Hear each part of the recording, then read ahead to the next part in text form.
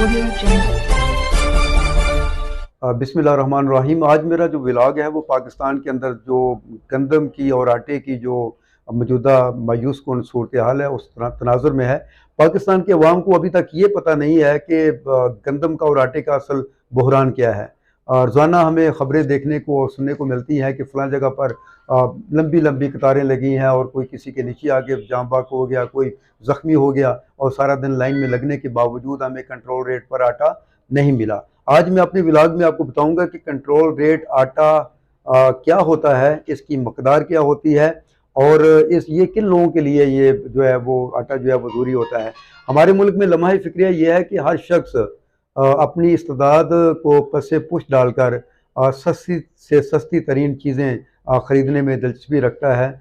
जैसे आटा है तो हुकूमत ने अवाम को रिलीफ फराहम करने के लिए कि महंगाई के असरात से अवाम को कम से कम मुतासर किया जाए, इस मकसद के लिए हर ज़िले के लिए कोटा मुकर्रर किया है और महकमा खुराक इस कोटे पर अमल दरामद को यकीनी बनाता है। मैं आपको मिसाल देता हूँ कि हंगू की बात कर लेते हैं कि हंगू में डेली बेस पर हंगू के सार्फिन के लिए अवाम के लिए 91 मेट्रिक टन जो है वो गंदम का कोटा जो है वो मकामी फ्लोर मिल्स को दिया जाता है। अगर हम बात करें तो ये 910 बैग्स बनते हैं 100 kg के, और यहाँ से जो क्रशिंग करने के बाद उसकी ग्राइंडिंग करने के बाद हमारे पास जो आटा आता है उसकी मजमूई तादाद होती है 3185 बैग्स 20 kg के।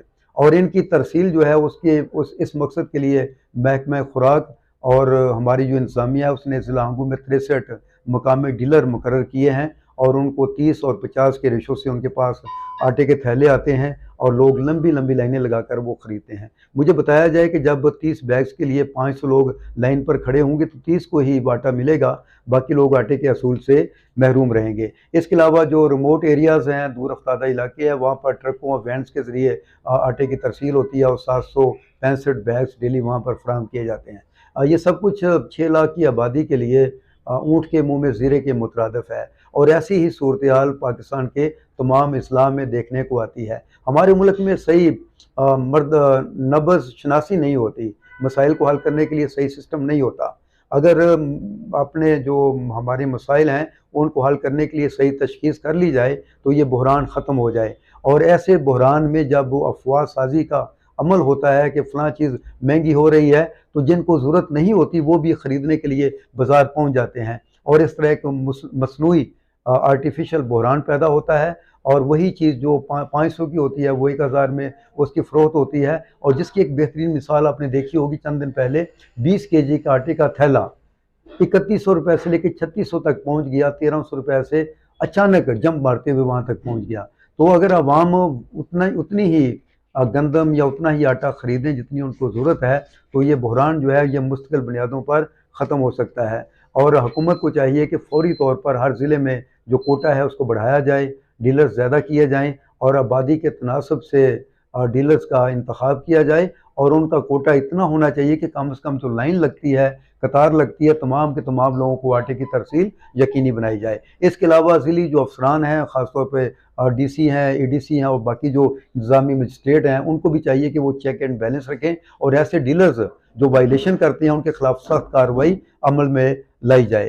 तो मैं ये समझता हूँ कि अगर बेहतर इक़दाम उठाए जाएँ, ज़रूरत के तहत आटा ख़रीदा जाए और जो साहब सरवत हैं कम से कम वो कंट्रोल रेट वाला जो आटा है उससे वो परहेज़ करें तो बड़ी हद तक आटे का बहरान जो है वो ख़त्म हो सकता है। हमारा मुल्क जो है वो इस वक्त इंतहाई क्राइसिस से गुज़र रहा है और ऐसे में गंदम और आटे के दरमियान जो मामला चल रहे हैं इनको दूर करने के लिए हम सबको ज़िम्मेदारी का मुज़ाहरा करना चाहिएगा। ये बड़ी शर्मनाक बात है हमारे लिए कि ज़री मुल्क होने के बावजूद हम यूक्रेन से और बाकी ममालिक से गंदम ख़रीद रहे हैं। ये हमारी पॉलिसियों का, हमारे अमाल का एक नतीजा है जो हमारे सामने आ रहा है। तो मैंने नाज़रीन को तफसील के साथ बताया है कि आटे का बहरान क्यों पैदा हुआ, इसके मुहर्रिकात क्या हैं और इसको कैसे हल किया जा सकता है। उम्मीद है कि मेरे इस व्लॉग को मेरे नाज़रीन पसंद करेंगे। इंशाल्लाह अगले व्लॉग में एक नए मेथड के साथ, एक नए तरीके के तहत